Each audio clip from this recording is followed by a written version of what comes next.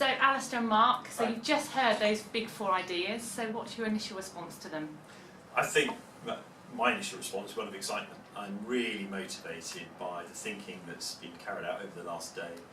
I think the way it's really challenged us to think differently about the project that we presented to them, and I think what it's done is given us an opportunity to think much bigger about the project than we perhaps ever were going to. Yeah, I think we set out to try and be transformational in our thinking, and to be kind of quite provocative, and I think some of the ideas that have come back are, the word that you use, they are disruptive. They make us think about the product and the outcomes that we're trying to achieve in a completely different way. So we've come away with a lot of really actionable ideas. And this is your third Ideathon experience, so Yeah. what advice would you give to any charities that might be thinking about becoming a charity participant? Do it.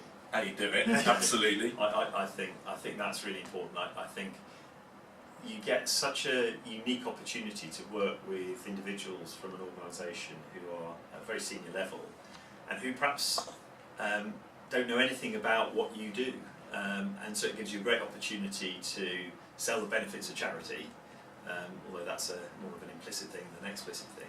But it also gives you the opportunity to engage with people who are looking at something with a completely fresh set of eyes, which is very, very unusual actually in business, and certainly in our world are very unusual, because people are immersed in the day-to-day and have a particularly linear way of looking at things.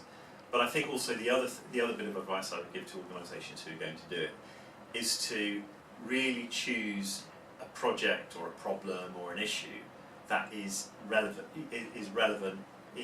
needs resolving, needs addressing. Don't just choose something just as a vehicle for the exercise, because you won't embrace it. Choose something that represents a real challenge for your organisation. Yeah, no, I'd agree with that. And the one thing I would add is to be as specific as possible with the challenge that's set. I think if you're too generic about it, then it doesn't allow the group to focus into that very real business challenge, but also you'll be less likely to come away with those actionable ideas unless you're really quite specific about what you're looking for. Yeah.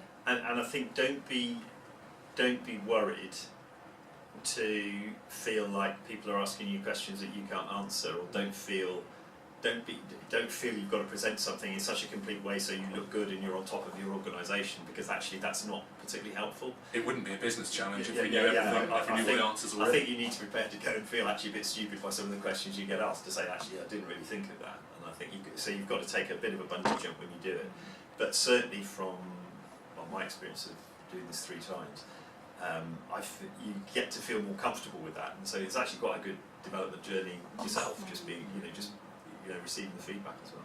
That's great advice. Thank you very much. We've loved working with you. Thank you. Likewise. Yeah.